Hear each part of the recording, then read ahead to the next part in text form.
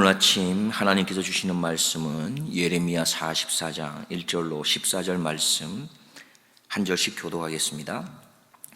애굽 땅에 거하는 모든 유다인 곧 믹돌과 다바네스와 놉과 바드로스 지방에 거하는 자에 대하여 말씀이 예레미야에게 임하니라. 가라사대 만군의 여호와 이스라엘의 하나님이 이같이 말하노라. 너희가 예루살렘과 유다 모든 성읍에 내린 나의 모든 재앙을 보았느니라. 보라, 오늘날 그것들이 황무지가 되었고 거하는 사람이 없나니 이는 그들이 자기나 너희나 너희 열조에 알지 못하는 다른 신들에게 나아가 분향하여 섬겨서 나의 노를 격동한 악행을 인함이라. 내가 나의 모든 종 선지자들을 그들에게 보내되 부지런히 보내어 이르기를 너희는 나의 미워하는 이 가증한 일을 행치 말라 하였어도 그들이 듣지 아니하며 귀를 기울이지 아니하고 다른 신들에게 여전히 분향하여 그 악에서 돌이키지 아니하였으므로 나의 분과 나의 노를 쏟아서 유다 성읍들과 예루살렘 거리를 살랐더니 그것들이 오늘과 같이 황폐하고 적막하였느니라. 나 만군의 하나님 이스라엘의 하나님 여호와가 이같이 말하노라. 너희가 어찌하여 큰 악을 행하여 자기 영혼을 해하며 유다 중에서 너희의 남자와 여자와 아이와 젖 먹는 자를 멸절하여 하나도 남기지 않게 하려느냐. 어찌하여 너희가 너희 손의 소위로 나의 노를 격동하여 너희의 가서 우거하는 애굽 땅에서 다른 신들에게 분향함으로 끊어버림을 당하여 세계 열방 중에서 저주와 모욕거리가 되고자 하느냐. 너희가 유다 땅과 예루살렘 거리에서 행한 너희 열조의 악과 유다 왕들의 악과 왕비들의 악과 너희의 악과 너희 아내들의 악을 잊었느냐. 그들이 오늘까지 겸비치 아니하며 두려워하지도 아니하고 내가 너희와 너희 열조 앞에 세운 나의 법과 나의 율례를 준행치 아니하였느니라. 그러므로 나 만군의 여호와 이스라엘의 하나님이 이같이 말하노라.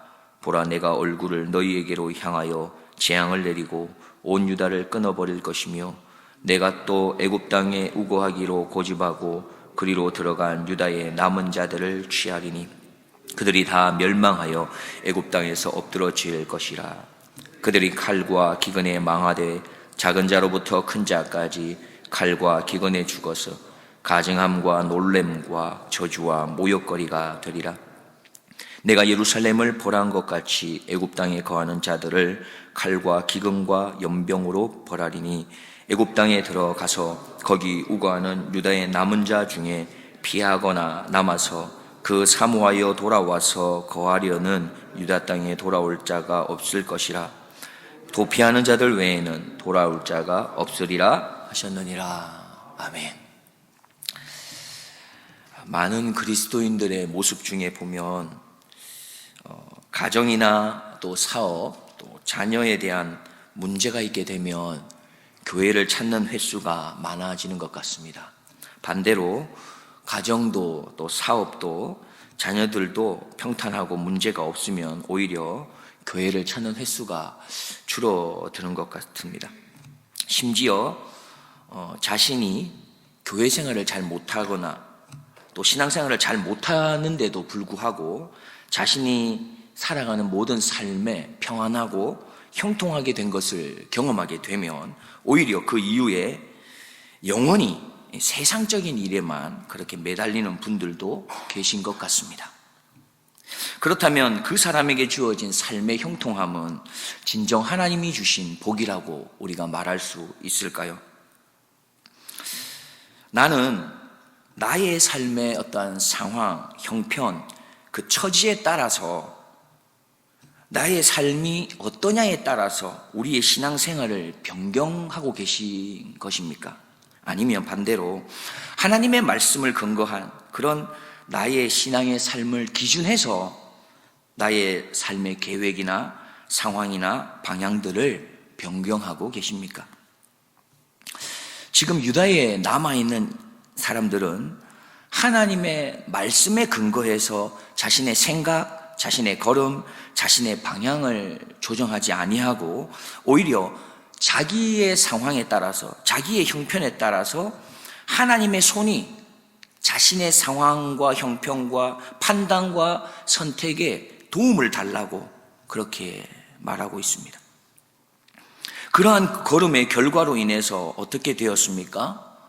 역사적인 상황을 잠깐 살펴보면 바벨론으로 인해서 예루살렘이 함락되고, 예루살렘이 함락된 이후에 많은 사람이 포로로 잡혀가지만 일부는 유다에 남습니다.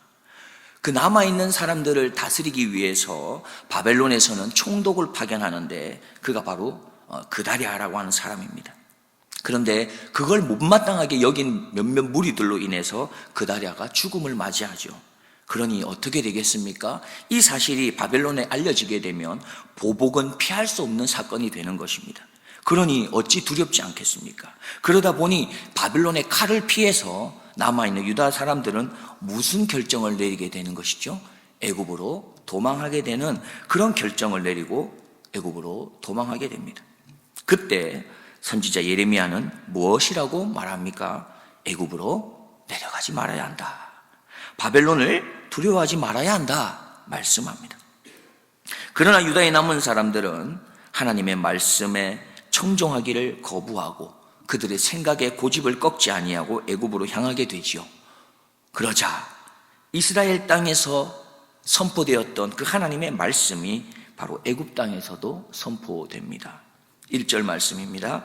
애굽 땅에 거하는 모든 유다인 곧 믹돌과 다바네스와 놉과 바도로스 지방에 거하는 자에 대하여 말씀이 예레미야에게 임하니라 가라사대. 1절을 보면 애굽 땅에 있는 여러 지역을 설명하는데 바로 유다에서 그쪽으로 넘어갔던 그 사람들이 거하고 있는 지역들을 말합니다.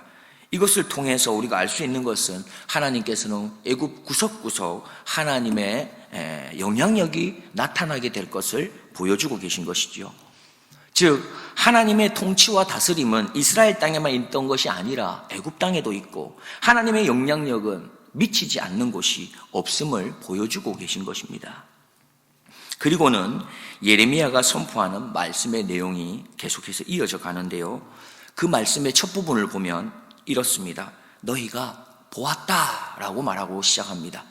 너희가 보았다라고 말하는데 2절 말씀에 보면 만군의 여호와 이스라엘 하나님이 이같이 말하노라 하신 이후에 이어서 이렇게 말합니다. 너희가 예루살렘과 유다 모든 성읍에 내린 나의 모든 재앙을 너희가 보았다 말씀합니다. 너희가 이미 보지 않았느냐?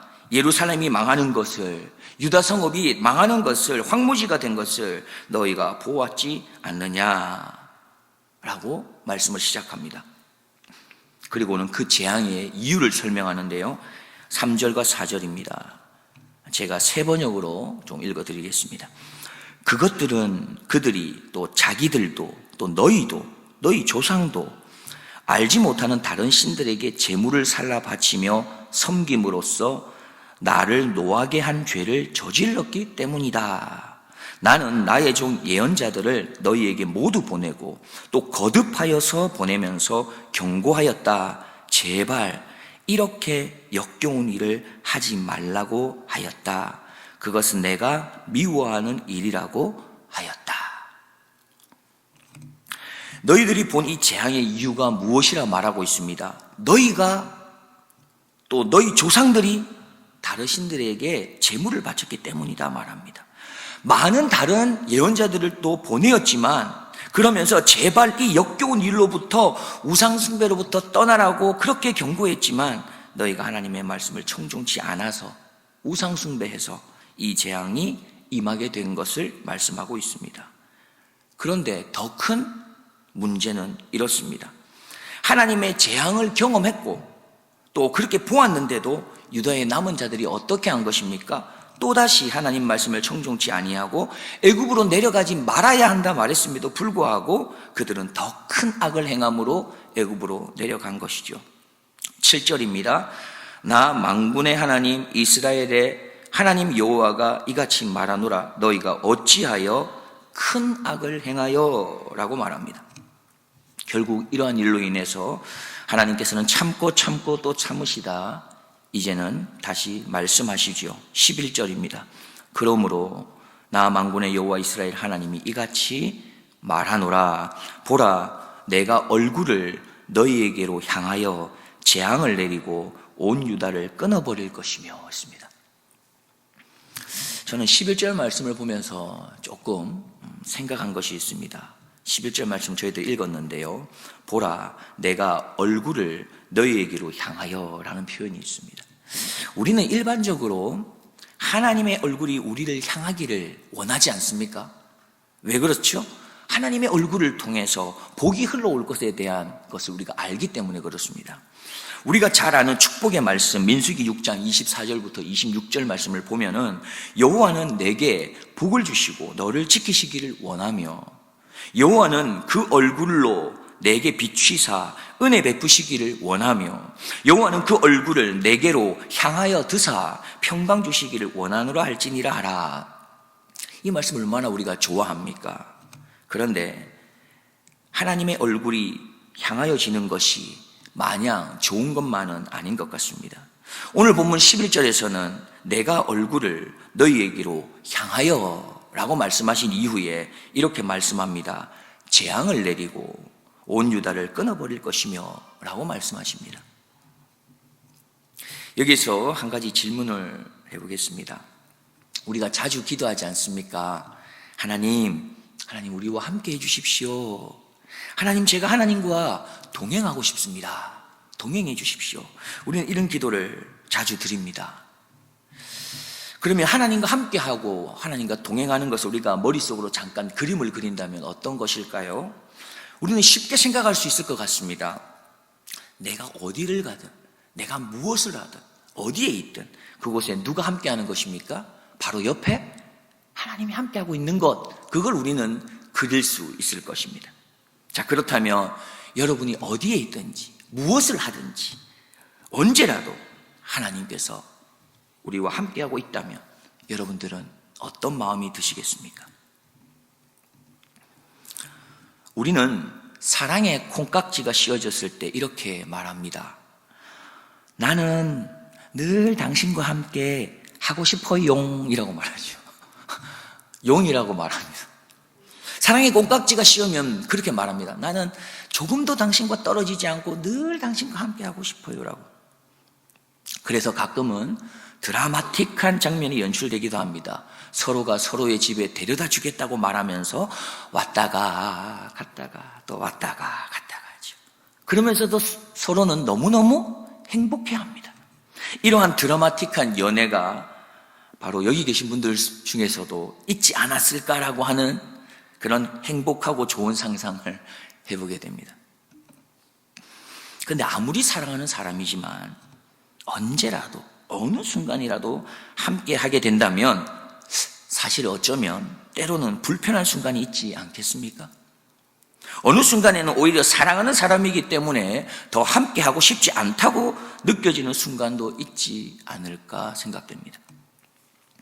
예를 들면 철부지 학창시절에 한 주먹을 했어요. 근데 이 모습까지 내가 사랑하는 그 사람에게 보여주고 싶지는 않을 것 같습니다. 오히려 그러한 치부는 숨기고 싶은 것이죠. 그렇습니다. 우리가 하나님의 얼굴을 구하면서 하나님과의 만남을 소망할 수 있는 것은 무엇입니까? 하나님으로부터 받게 되는 용서와 자비, 사랑, 은혜, 이걸 소원할 수 있을 때에 하나님의 얼굴을 구하고 싶은 것이죠. 그런데 반대로 하나님의 징계와 심판과 무수한 징벌을 맞이해야 되는 순간이라면 아마 우리는 하나님의 얼굴을 구하게 되는 것을 별로 기뻐하지 않을 것 같습니다. 그래서 감히 이렇게 생각해 보고 싶어요. 아마도 아직은 하나님의 얼굴을 통해서 심판과 징벌이 임하는 그런 때는 아니라고 감히 생각해 봅니다. 아직은 하나님의 축복과 은혜와 사랑과 긍휼과 용서하심의 기회가 주어진 때라고 감히 생각해 봅니다. 그래서 우리 모두는 이 마지막 기회가 주어진 지금 바로 이 순간 정말 간절한 마음으로 하나님의 얼굴을 구합시다. 그래서 다시금 하나님의 그 회복하심의 그 은혜를 경험할 수 있는 그런 복된 우리 하나님의 자녀들이 되기를 주님의 이름으로 축복합니다. 한 가지만 더 생각해 보고자 합니다. 하나님께서는 참 답답해 하십니다. 많은 선지자들을 그렇게 보내어서 경고했지만 무리들이 듣지를 않습니다.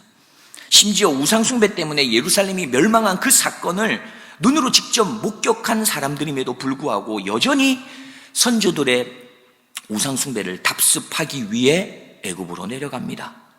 하나님의 마음은 너무나 불편하죠. 우리는 가끔 하나님께 이렇게 구합니다. 하나님, 특별한 기적을 보여주시면 나의 믿음이 성장할 것 같습니다. 보여주십시오. 경험하게 해주십시오. 그러면 내 믿음이 든든할 것 같습니다. 라고 말이죠. 그런데 그렇게 보았다고 해서 믿음이 모두가 다 그렇게 든든해지는 것 같지는 않습니다.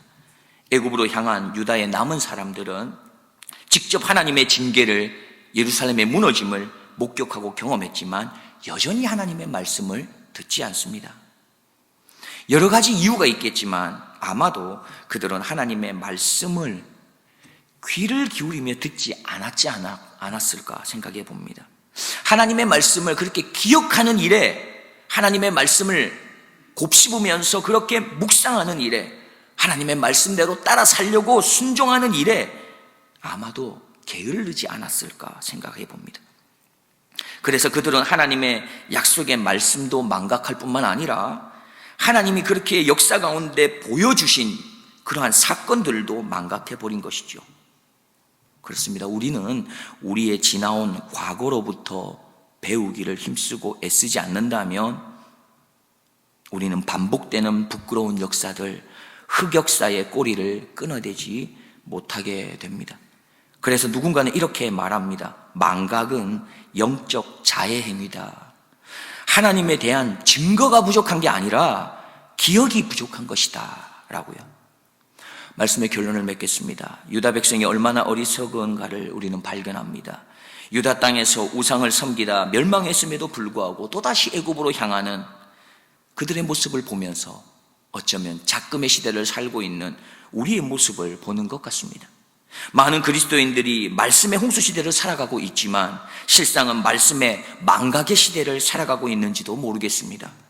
말씀의 풍요로 인해서 오히려 말씀의 가치와 말씀의 귀중함에 대한 그 무게가 사라지면서 결국 지금 살아내고 있는 그리스도인들은 어떻게 보면 더욱더 말씀을 가까이 하지 아니하고 더 말씀을 묵상치 아니하고 더 실천하지 않는 모습으로 살아가고 있는 것은 아닐까 생각되기도 합니다. 왜냐하면 말씀이 풍요하다는 것을 잘못 받아들이고 잘못 이해해서 이런 것이죠. 자신이 말씀을 많이 읽고 있는 것처럼 생각하고 자신이 말씀을 많이 묵상하는 것으로 착각하고 자신이 말씀대로 실천하고 있다고 착각할 수 있는 것입니다. 지금 우리들은 하나님이 이 땅에 보내신 교회로서 어떻게 살아내고 있습니까? 혹 지금을 살아내고 있는 교회인 바로 우리들에게 하나님의 경고가 어쩌면 여러 가지 징계의 모습으로 다가오고 있음에도 불구하고 여전히 그것을 깨닫지 못하고 살아가고 있는 것은 아닐까요? 우리는 함께 기억해야겠습니다. 하나님의 말씀을 귀담아 듣는 것, 또 그 말씀대로 묵상하는 것, 그리고 순종하기를 게으르지 않기로 우리는 결단해야 합니다.